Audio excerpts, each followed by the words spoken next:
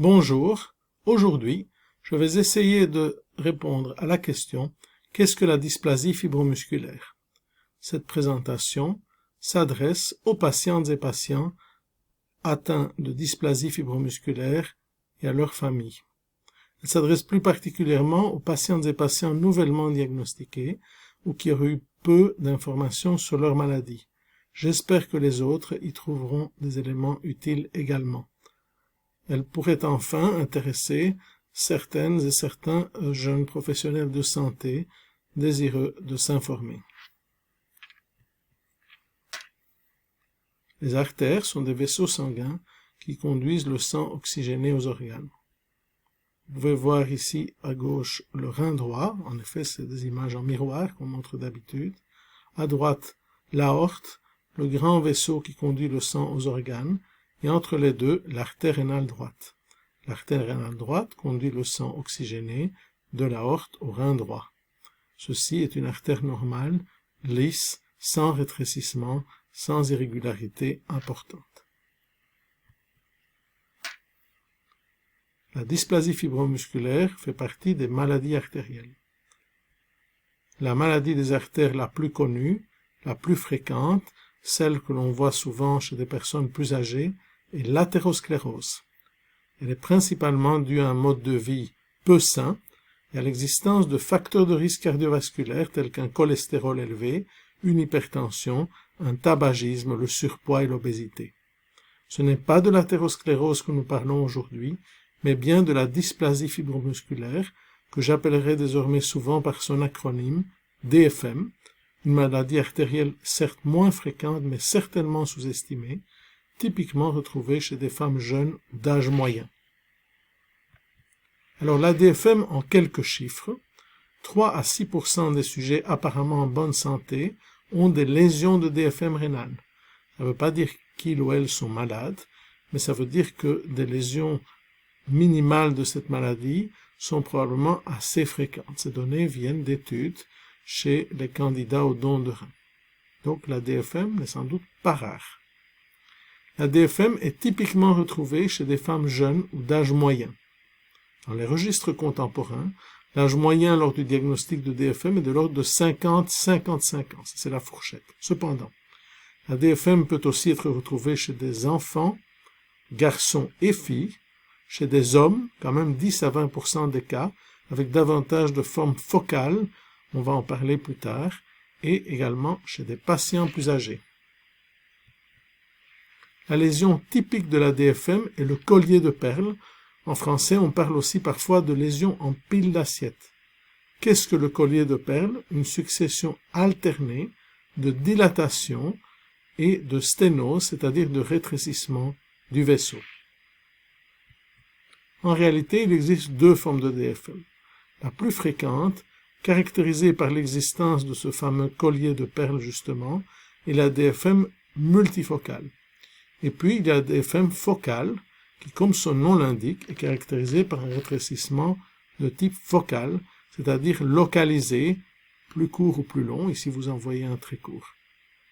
La DFM focale est difficile à distinguer de l'athérosclérose dont nous avons parlé au début, et aussi d'autres maladies artérielles rares, génétiques ou inflammatoires, donc il faut vraiment une certaine expertise pour affirmer ce diagnostic. Alors, outre la sténose focale, outre la pile d'assiette ou le collier de perles, les patientes et les patients atteints de DFM ont souvent aussi des dissections artérielles, 15 à 20% des cas, des anévrismes, 20 à 25% des cas, et des artères tortueuses, la tortuosité artérielle. Cependant, ces lésions ne suffisent pas à établir le diagnostic de DFM. Ça veut dire que si vous avez l'une d'entre elles, même si vous êtes une jeune femme ou une femme d'âge moyen, en l'absence de collier de perles, on ne peut pas dire avec certitude que vous avez une DFM. Ces lésions peuvent être dues à d'autres maladies ou survenir en dehors d'une maladie connue. Donc, diagnostic de DFM, un rétrécissement focal, ou plus souvent, une lésion en collier de perles. Les personnes atteintes de DFM ont souvent une dissection, un anévrisme, de la tortuosité, mais ces lésions-là ne suffisent pas à poser le diagnostic. Nous allons maintenant brièvement les reprendre une à une. Qu'est-ce qu'une dissection? C'est une brèche dans la paroi de l'artère. Elle peut être à l'origine d'un rétrécissement ou d'une occlusion de l'artère, et les conséquences dépendent du lit artériel atteint. En cas de dissection de l'artère du cou ou l'artère carotide, on peut avoir un accident vasculaire cérébral, un AVC, dans le langage courant, une thrombose cérébrale. Un peu plus rare, une dissection artérielle rénale peut provoquer le non-fonctionnement, le remplacement du tissu rénal par une cicatrice à l'endroit irrigué par l'artère ou la branche artérielle. On parle d'infarctus rénal comme on parle d'infarctus du myocarde lorsque cela touche le cœur. Un anévrisme, c'est une dilatation d'une artère de plus de 50%, de plus de la moitié du diamètre artériel normal. Les anévrismes peuvent se rompre. Les conséquences dépendent de l'artère atteinte. Par exemple, la rupture d'un anévrisme cérébral peut être à l'origine d'un accident vasculaire cérébral, un AVC hémorragique. La tortuosité artérielle peut quant à elle être due à de nombreux facteurs tels que l'âge, l'hypertension, les facteurs de risque cardiovasculaire. Cependant, lorsqu'on la retrouve chez des jeunes femmes, elle peut mettre sur la piste d'une DFM. Ce n'est pas en soi, si vous voulez, une complication supplémentaire, mais c'est un signe qui peut aider à faire le diagnostic. Et sa présentation la plus typique, telle que vous la voyez sur l'image, est la courbe en S au niveau de l'artère carotide. Quelles artères peuvent être atteintes par la DFM? Longtemps, les médecins ont appris que la DFM, c'était une cause de rétrécissement ou d'atteinte des artères rénales. En réalité, la DFM peut atteindre la plupart des artères du corps. Et les artères les plus souvent atteintes sont certes les artères rénales, mais aussi cérébrovasculaires. Puis on peut avoir atteint des artères des bras, des jambes, des viscères, donc les artères digestives. Et on va parler plus tard des problèmes cardiaques éventuels. Aussi, il est important de savoir que la DFM atteint plus d'un lit artériel dans plus de 50% des cas. Autrement dit, dans plus de la moitié des cas, il y a une atteinte de deux types de vaisseaux, par exemple artère rénale et cérébrovasculaire. On parle alors de DFM multivaisseau ou en français de DFM multisite. Ne pas confondre la DFM multifocale, qui est la forme classique en pile d'assiette, même si elle n'atteint qu'un vaisseau, et le concept de DFM multivaisseau, qui signifie simplement que cette pile d'assiette ou cette autre anomalie peut être retrouvée dans plusieurs vaisseaux. Quelles sont maintenant les conséquences de la DFM en fonction de l'artère? Quelques exemples. Le collier de perles ou la sténose focale des artères rénales peut être à l'origine d'une hypertension artérielle. Une hypertension artérielle non traitée, je dis bien non traitée, vous le savez, peut être à l'origine de complications cardiovasculaires sérieuses. Les patients, plus souvent les patientes atteintes de DFM, souffrent aussi plus souvent de maux de tête, particulièrement de migraines et d'acouphènes pulsatiles, donc des bruits dans les oreilles, ce que les anglo-saxons appellent de manière très suggestive un whooshing ou un swooshing. Ces symptômes sont assez fréquents, mais ils peuvent suggérer l'existence d'une DFM. En particulier, c'est des jeunes femmes hypertendues ou présentant un souffle à l'examen des artères du cou. Donc, quand le médecin écoute avec son stéthoscope, il entend un souffle, la personne est hypertendue. De plus, elle se plaint d'acouphènes ou de migraines. Pensons à la DFM. De manière plus sérieuse, la DFM cérébrovasculaire peut être à l'origine d'un AVC, d'un accident vasculaire cérébral, on l'a dit, par exemple, dû à une dissection carotidienne, une brèche au niveau de l'artère carotide, ou plus rarement à la rupture d'un anévrisme cérébral. Donc, quand ce type de complication survient, en particulier chez des femmes jeunes ou d'âge moyen, en particulier une dissection carotidienne, il faut activement rechercher une DFM. Alors, il y a d'autres manifestations moins fréquentes de la DFM. Par exemple, si celle-ci atteint les artères digestives comme la mésentérique, on peut avoir des douleurs après le repas, une perte de poids non intentionnelle ou inexpliquée.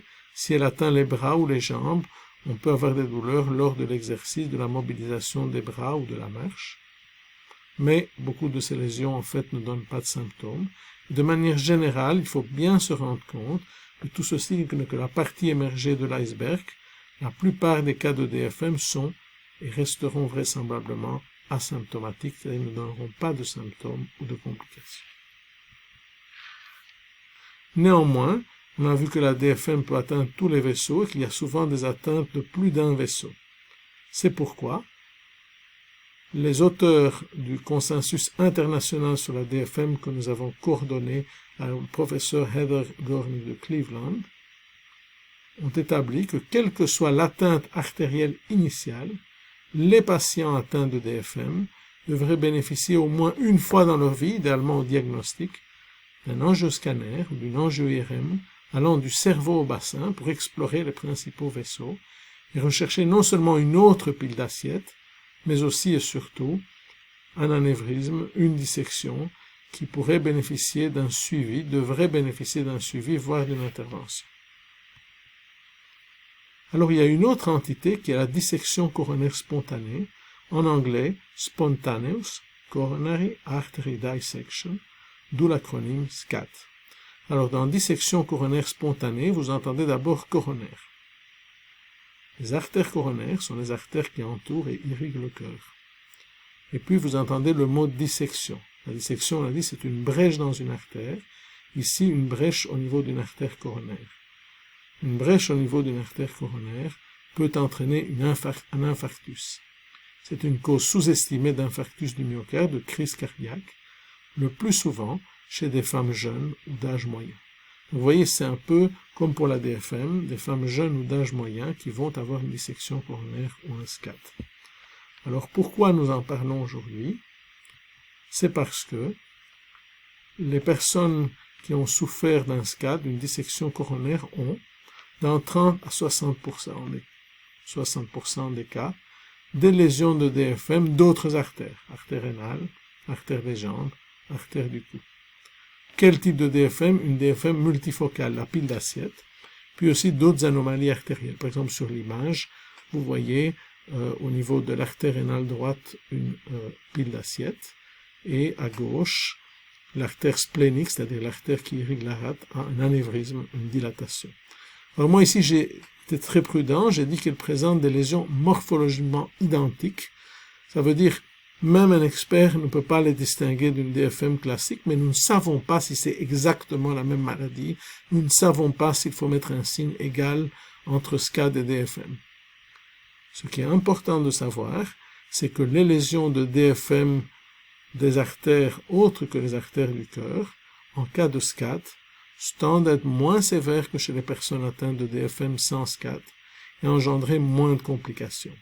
En fait, chez les personnes qui ont eu un SCAT, les lésions des artères rénales, carotides, iliaques vont rarement donner des grosses complications. Ce qui ne signifie pas qu'il ne faut pas les dépister et les suivre. Un autre élément important pour les personnes qui ont une DFM mais n'ont pas eu de SCAT, il faut savoir que quand on fait le diagnostic d'une DFM en dehors d'un contexte de SCAT, par exemple au niveau des artères rénales ou des carotides, la survenue ultérieure d'un SCAT est très rare. Donc les personnes qui ont eu un SCAT ont souvent des lésions de DFM des artères autres que les artères du cœur, et celles-ci sont de bons pronostics. Elles nécessitent un suivi, elles sont habituellement de bons pronostics. À l'inverse, les personnes qui ont une DFM sans rapport avec le cœur vont très très rarement développer un SCAT. Ça arrive, mais c'est vraiment rare. Toutefois, au vu de l'association décrite, encore une fois, de manière similaire à ce qu'on a dit pour la DFM, les patientes et éventuellement les patients atteints de SCAT devraient bénéficier au moins une fois, idéalement au diagnostic, d'un angioscanner ou d'une angio-IRM du cerveau au bassin pour rechercher des piles d'assiette, des anévrismes, des dissections. Comment maintenant faire le diagnostic de DFM? Ce diagnostic peut être suspecté à l'écho-Doppler. Et dans beaucoup de pays, dans beaucoup d'hôpitaux, c'est encore le premier examen qu'on utilise. Ce qui est assez spécifique, c'est des turbulences au niveau de la partie moyenne ou distale de l'artère, c'est-à-dire pas tout proche de l'aorte, mais proche du rein, au contraire. Et si vous êtes très chanceux, mais ça on voit plus dans les congrès que dans la vie réelle, Vous pouvez même voir le collier de perles, mais là, il ne faut pas trop y compter. Donc, quand vous voyez ça, vous comprenez que l'écho-Doppler peut être utile, mais n'est pas un examen si facile qu'il y paraît. Et donc, on considère aujourd'hui que le diagnostic de DFM doit être confirmé avec un angioscanner ou une angio-IRM. Et ces examens sont de plus en plus considérés comme des examens de première intention. Ça veut dire que s'il y a une vraie suspicion de DFM, on commencera par là, éventuellement en parallèle à l'écho-Doppler, mais on ne se contentera pas de l'écho-Doppler. Ça, c'est pour la DFM des artères rénales. DFM des artères rénales toujours. L'angiographie par cathéter est quant à elle généralement réservée aux situations dans lesquelles une angioplastie est envisagée, c'est-à-dire une dilatation ballonnée de l'artère, nous en parlerons plus loin, et aussi dans certains cas douteux où il y a un haut niveau de suspicion, mais ni le scanner ni l'IRM n'ont permis de conclure avec certitude. Qu'en est-il de la DFM cérébrovasculaire? La situation est un peu similaire.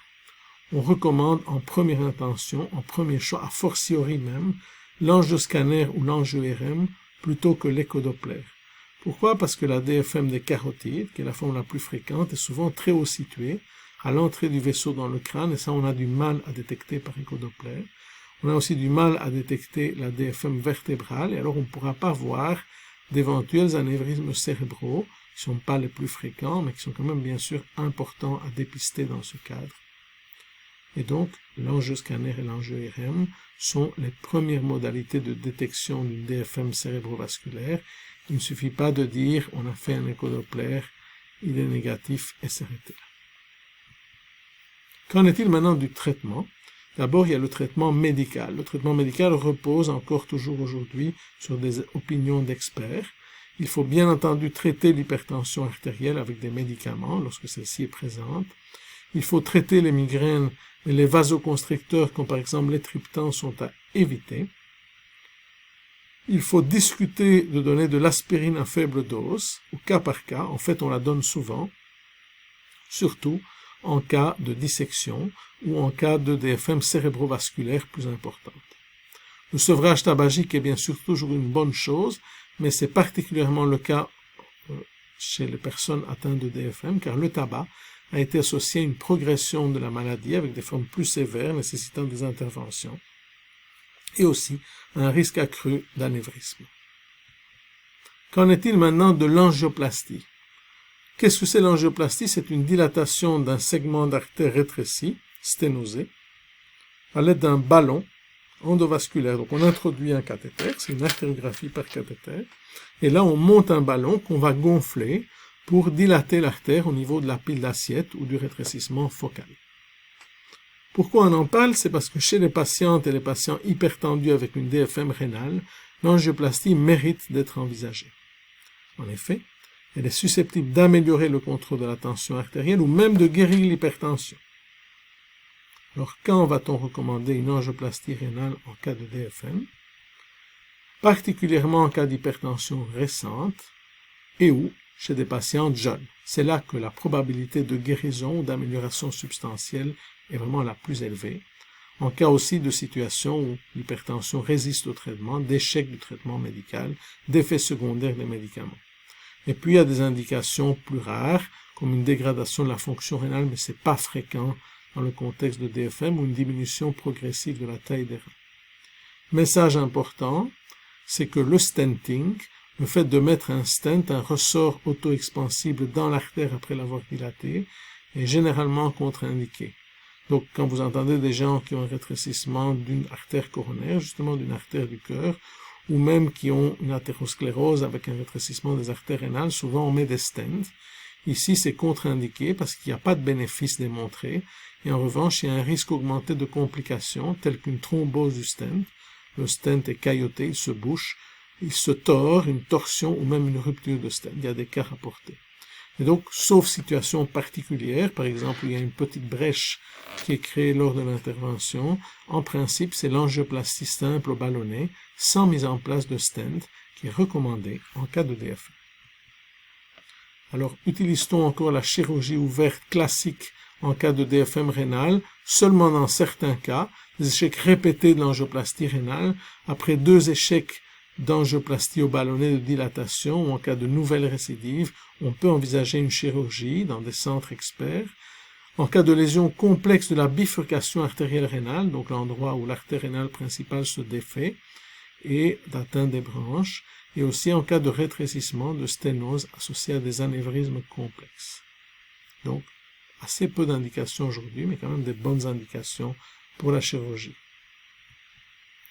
En ce qui concerne le suivi, globalement, le message pour les patients atteints de DFM, c'est qu'un suivi annuel indéfini est recommandé chez la plupart des patients atteints. Donc même s'il n'y a pas beaucoup de cas très progressifs, en tout cas sur des artères où on n'a pas constaté de lésion au départ, c'est quand même une évolution souvent assez bénigne quand on fait le bon bilan et la bonne prise en charge. Il y a des exceptions et donc il faut un suivi indéfini. Sauf peut-être dans des formes extrêmement légères où on peut être un peu moins insistant. Si on a fait une angioplastie rénale, la surveillance, là pour le coup, peut se faire par un échodoppler rénal, généralement 1 mois après l'angioplastie, puis tous les 6 mois pendant les 2 premières années, parce que c'est souvent dans la période initiale que les récidives surviennent, que éventuellement l'artère se rétrécit à nouveau, et puis après on peut faire un suivi annuel. On demande aussi souvent, est-ce que la DFM est une maladie familiale? Est-ce qu'il faut dépister mes enfants? Eh bien, en fait, comme pour toutes les maladies, les gènes ont une certaine influence, mais les cas vraiment familiaux de DFM sont rares. D'après les registres, 2 à 7%, je pense personnellement moins de 5% de cas familiaux avec des symptômes de DFM. Donc ce qu'on fait nous en pratique, c'est qu'on demande aux personnes si dans leur famille, proche ou moins proche, il y a des personnes qui ont une hypertension, surtout un âge jeune, un AVC, une hémorragie sous-arachnoïdienne, donc ça c'est aussi dans la même catégorie que l'AVC, des acouphènes pulsatives, des migraines récidivantes, a fortiori une histoire d'anévrisme de dissection, et si la réponse est oui à une ou plusieurs de ces questions, on va proposer une exploration, mais seulement dans ce cas. C'est ici que s'arrête mon exposé. Cette présentation vous a été offerte par the European International FMD Registry and Initiative, dont l'acronyme est FERI, en étroite collaboration avec le réseau européen de patients atteints de DFM, the European FMD Patient Network, EuroFMD. Et ici, je dois remercier Madame Kathleen Jamison pour son rôle extraordinaire dans la coordination de ces activités, l'aide apportée aux patients et à nous les médecins qui nous occupons de DFM. Et je voudrais aussi exprimer toute ma gratitude à la FMD Society of America, la société américaine de DFM pour les patients, qui est aussi un grand support pour les médecins, et à Madame Pam Mace d'avoir, avec sa générosité habituelle, rendu possible cette initiative. Je vous remercie pour votre attention.